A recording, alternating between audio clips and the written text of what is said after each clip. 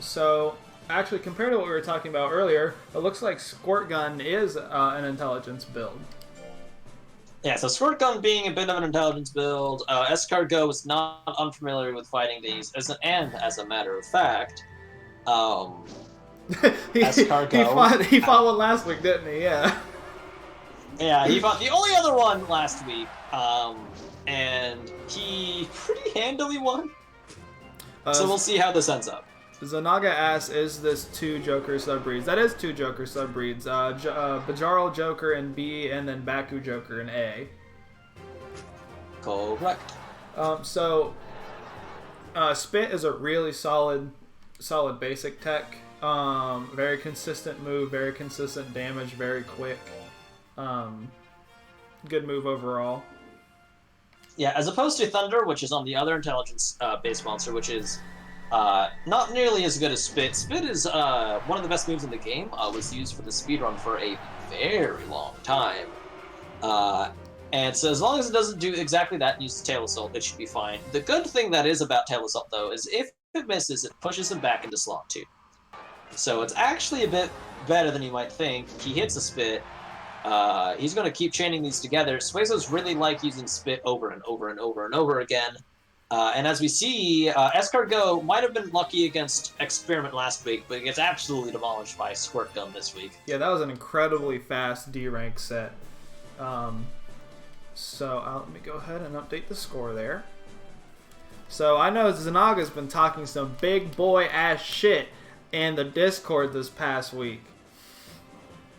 So where's that talk now, Zach? Yeah, it sounds like you're not doing too hot all of a sudden. I mean, but that might change. We're going to see Zyphoid and Moo. Yeah, so Moo, the only Mew in the league that is not in rank A, because it is a Mew Tiger, which has a 13 guts rate, which is obviously not going to be allowed in A rank. Very cute monster. Someone brought up last week that yes, it does look like Sonic the Hedgehog, and you can spawn one of them from a Sonic soundtrack, I believe. Yeah, I'm pretty sure it's either the Sonic 20th anniversary or it's Mario and Sonic the Olympic Games 2020. Right, so Zyphoid starting off there with that big rush slash, taking Moo to about half health, hits the spin stab, just takes Moo Moo down to the yellow. I should know these moves. I actually was raising one of these things today. There's a lot of moves to keep track of. There is a lot of moves. I don't know how Nash does it. I mean, it's like an encyclopedia of stuff. Well, it also helps that when he's commentating, the game's usually in English. that would help.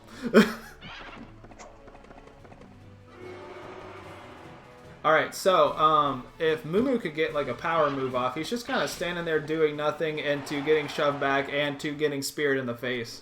So not good looks for Game 1. But it's only Game 1, and now these are a best of 5, so Moo has a lot more chances. To look at the stats real quick, which I don't think we did last match, is Zyphoid, a lot of life, a lot of power, a lot of skill. Moo is a little bit more balanced between life, power, skill, and speed. Yeah, so I do want to point something very interesting out about the Mews in the Switchport Battle League. Despite the fact that everyone's saying Mew's going to be super good for the Switchport Battle League, I'm pretty sure with the exception of when a Mew is fighting a Mew, the Mews have lost. So, and as we see here, ooh, tons of damage. Skewered. Zenaga said he's playing for his spot right now. Ooh. Yeah, last week the only game Zenaga dropped was Moo Moo. So not doing too hot right now. Yeah, he gets a crit. Zyphoid gets a crit smash to start the game off, while Moo gets a head assault. All right, there is the rear leg kicking, which Nash and I were actually talking about. Rear leg kick. Nash and I were actually talking about that move today, and we were talking about how fucking terrible it is. That move is bad. Does no. It's really it's really good in the fact that it's a move in slot 3, which means your monster has a lower chance of actually using it, and that's its best quality. It's like what? It does no damage, like no withering. The animation is really terrible. So Mumu actually knocks Zyphoid out, but Zyphoid procs Grit. Is he going to get the Grit comeback? He decides to use rear leg kick, which is not a good look, into a Rust Slash, into a 3-0. Damn. No, a 3-1? 3-1. It's a 3 goodbye Mumu. Yeah, so Mumu had some, how shall we say this, difficulties. I mean, it's a stuffed animal against the horse guy with a giant pointy spear. You can't expect it to do that great, right? I mean, I can, and I do, and I will until it loses it, which it has, so, Alright, so we're coming up with B rank, mixed attack rank. We got Soul Eater. Everyone should be familiar with him right now since he's been around since the exhibition a couple months ago. Versus Lumen, a mixed attacking Pixie, which is a really interesting build idea. Has... Oh, don't want Lumpy, we want Lumen. Has 1-2 Punch and Phantom Claw, which are normally... subbreed exclusive techs. So Soul Eater has low offensive stats. Probably the lowest in B rank. for now. With very high life, very high skill, very high speed. And then Lumen went high power, intelligence, skill, and speed. A little bit of life, almost no defense. Kind of went the chase B route, but not as min-maxed. Yeah, not as min-maxed. Alright, starts off with the slap, misses into the Phantom Claw, which also misses. One of the interesting things about this right now is that Soul Eater only has 2 slots it's going to be able to attack. Ooh, Lumen. So I want to say about Lumen, Lumen has a tendency to hit moves at insanely low hit rates. Mm-hmm. As we're seeing right there, it did hit a Giga Flame at 20% earlier. Soul Eater took all that life right back with a magic pot, but Lumen definitely enjoys using moves and hitting them when they shouldn't hit. Yeah, I think that's the first time we actually got to see Magic Pot steal life, because in the exhibition he never hit it, and then last week he fought Chase B, so he never actually got to steal anything back because he was only dealing 1 damage. It didn't end up mattering this specific match because they went, Lumen has not a lot of life, so Soul Eater didn't need to hit too much. It didn't really go down to that life total. They just kind of swung at each other a bit, and 96 health was nice, but Soul Eater definitely didn't need it to win.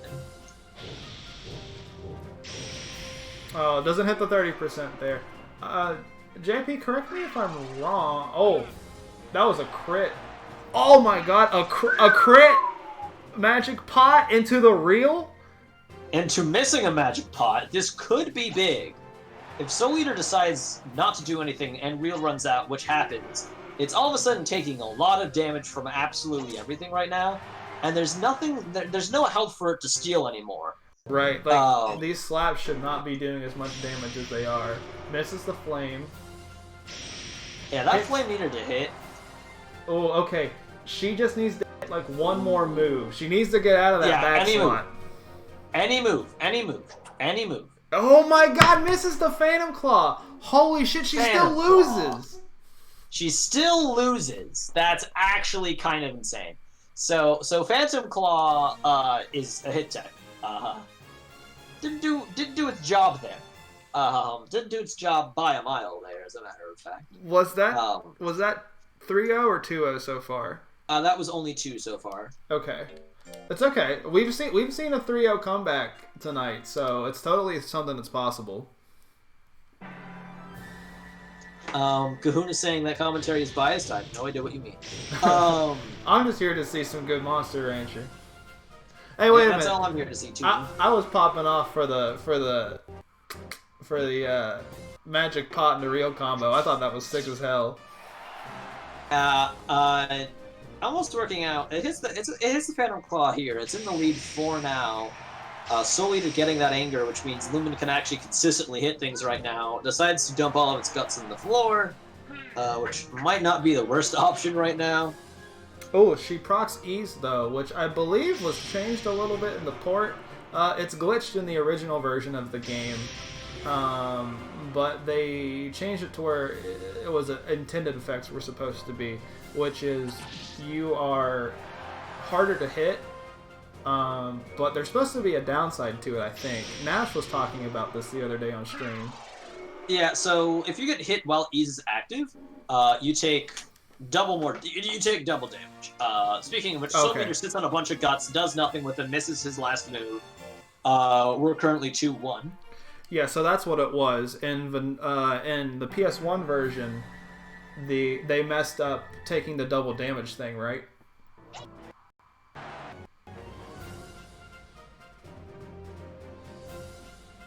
As these monsters go and get into it, Lumen uses the Giga Flame. All that animation time, definitely worth it in that case, though. Big critical hit. Goes for the flame. That flame misses. Lifesteal misses from Soul Eater. Soul Eater needs to put on his glasses, it seems. Goes for another 50-50 miss. Lumen has hit more moves in this set and has consistently had 30% less chance to hit Soul Eater. So Lumen, you know, what's up, girl? Why you missing? Can you hear me, JP? I can hear you now. Okay, I think my mic did that thing again. Yeah, I think it was. Ooh, KO. We actually have a KO. We're 2-2 currently. Next match decides it. Soul Eater definitely feels like it was jobbing these last couple matches, though, so we'll see how it goes. Yeah, so this has actually turned out to be a pretty interesting set. We don't see a lot. Well, I guess Thrill Ho versus Wildburn was a Game 5 set tonight, wasn't it? Yeah, Thrill Ho Wildburn was 3-2 for Thrill Ho. Very close set. Literally, what decided the match was the AI just being stupid, which, when that decides your set, you know the monsters are actually pretty close. Because a lot of times in Monster Rancher, the AI is stupid, but even when the AI is being stupid, the better monster will sometimes, a decent majority of the time will win, RNG notwithstanding. So the fact that it came down to AI being dumb most of those matches, incredibly close games. So, oh yeah, and Specchio and Nails also went to 5 as well. Yeah. Oh, well, I'm sorry. I specifically meant to say Game 5 and B rank. So unfortunately, Lumen's just focusing a little bit too hard on these basic techs right now. Maybe if she hits a Giga Flame, which is she going to? She does. 26. At 26%. The fucking last second. Zenaga on the board. Definitely needed that to stay alive here.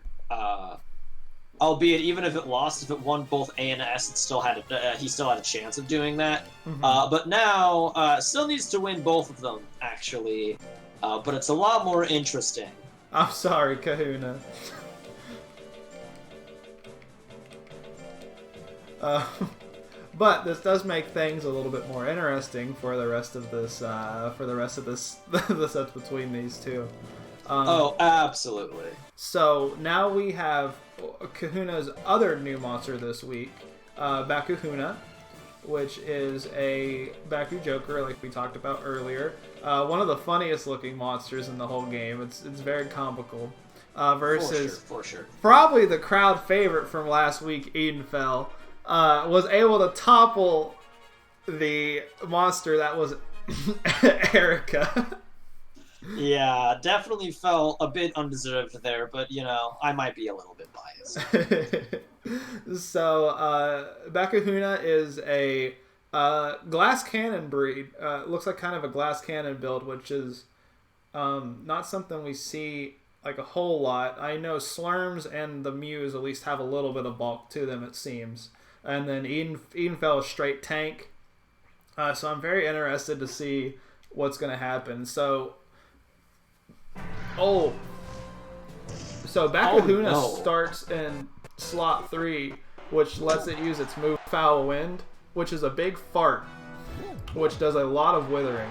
Wait, is that an eyeball in its mouth? I don't think so. In whose mouth? Bakahuna or Edenfell? Bakahuna. I don't think there's an eyeball in the mouth. That's a strange one. Hit the 23%. How does he keep getting away with it? Bakahuna did still have Reel, so if Reel expired, that would have been an instantaneous death. However, still had Reel procs. Also, I don't think that's not an eyeball, that's his tongue. Alright, so he hits the Hypnotism. Edenfell just needs to do something. Okay, he misses the Tail Whip. He can hit another one. Is he going to do it? Oh, he's backing up. Backing up into those moves that have a lot less accuracy. And that's that.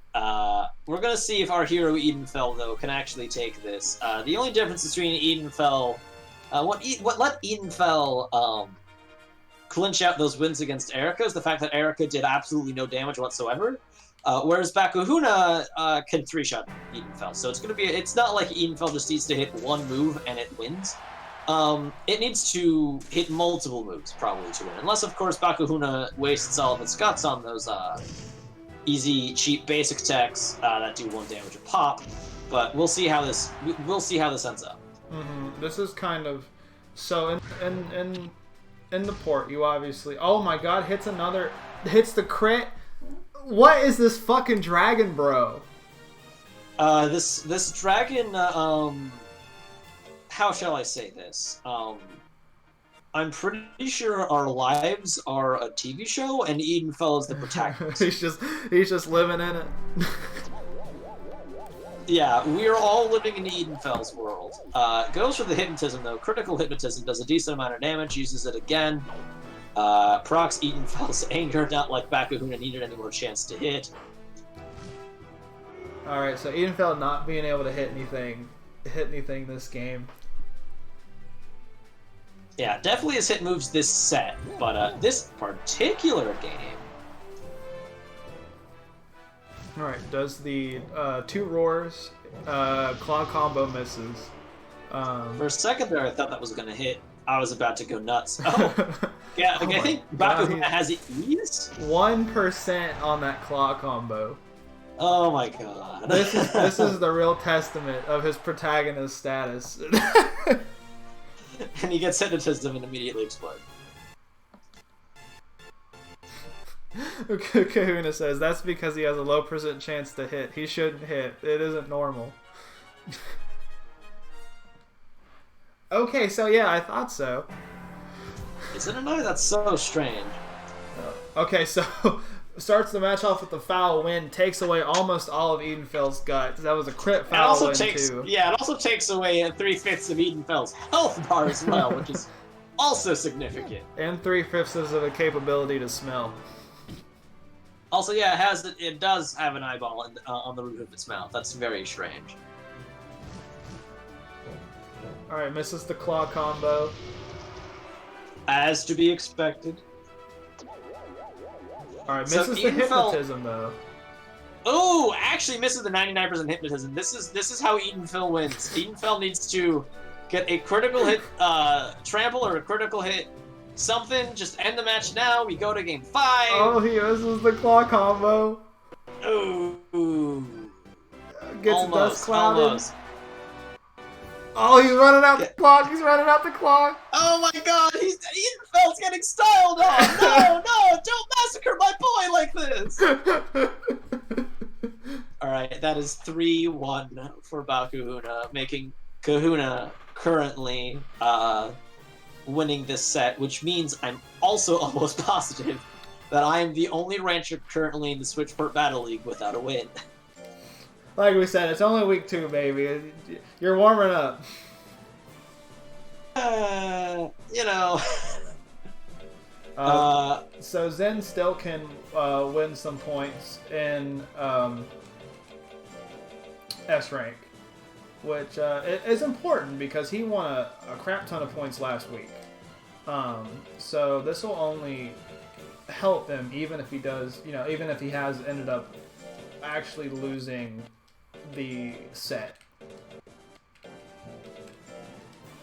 Yeah, so we're gonna see these two go head to head. First Frame versus Camille. So here's a little story all about how First Frame's game plan is gonna go. You ready? Let's see. And oh, they missed. Okay, Camille wins game 1. Well, I don't know. She's gotta, they've gotta stay in the back. Because neither of them are going to be doing any damage at all with those power techs. And First Frame actually is surviving 2 big hits there. That extra life coming in handy. Extra life definitely coming in handy there. Now, sure, it got around 50 guts. Now the struggle is, will it decide to use a move while it's in slot 4 or potentially slot 3? Because, without that stipulation... First Frame favoring these power techs right now, which is not the move.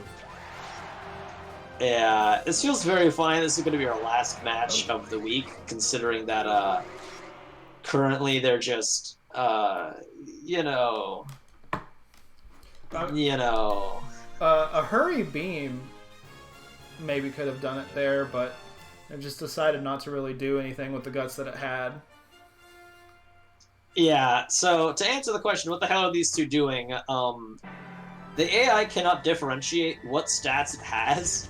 So if you only have intelligence and you have power moves, it missed the gelcopter again. Yeah. So what's gonna happen is these two are gonna keep slapping each other like little babies. And it's going to be very funny. Yeah, Zenaga already celebrating in chat that he's probably won this second game. As it probably stands. Yeah, a lot of these monsters' moves are just kind of 50-50s on the rolls. Gets the beam. Ooh! Yeah, big beam attack coming out right there. All of a sudden, First Frame's in the lead. Camille's going to actually have to use an intelligence move as opposed to just stick around with power moves. Yeah, so actually, it's probably best for First Frame right now is just to get in their face and stall out with power moves. Camille definitely can't build up enough guts though at this point to use an intelligence move, so going to lose this one. JP's curse is real, absolutely. I just saw that. Nash said earlier how cool Proto Messiah looks, and yeah, it looks super cool. The eyeball is my favorite part. Yeah, it looks super cool. That eyeball is super sick. I like the gold trimming on the monster personally. Mm-hmm. I think the gold trimming looks super nice. Both these monsters missing their first intelligence moves. Big napalm shot coming out though, doing a good amount of damage. As we see these monsters now build up guts just to dump them all on the floor on moves that are colored yellow instead of green. This is probably like the most missing or like most inaccurate like intelligence glass cannon set we've seen so far. Yeah, they seem to miss all of their intelligence moves and do nothing but hit power moves. Alright, well, could have done a lot of damage with the power beam there, but fortunately, just like the story of the set, they're just not hitting. Yeah, this is quite an interesting match to be our last one. Camille takes the third game, currently up one more. If it wins one more, Zenaga definitely still loses, but loses in a lot more of a digestible fashion. As opposed to if Kahuna wins, Zenaga gets a taste of their own medicine from week 1. Kahuna says, "Geez, yeah, this has been a weird set." Yeah, it unironically might come down to who lands more stupid power moves. during one of these matches. Hits So with the yo-yo, which does a decent amount of withering, but first frame is back up to having 50 guts. Walked over Gelcopter and has decided to go in and just use stab over and over and over. Alright, uses beam. Actually hits. So right now first frame is in the lead. Oh, Camille returns the favor with a crit napalm.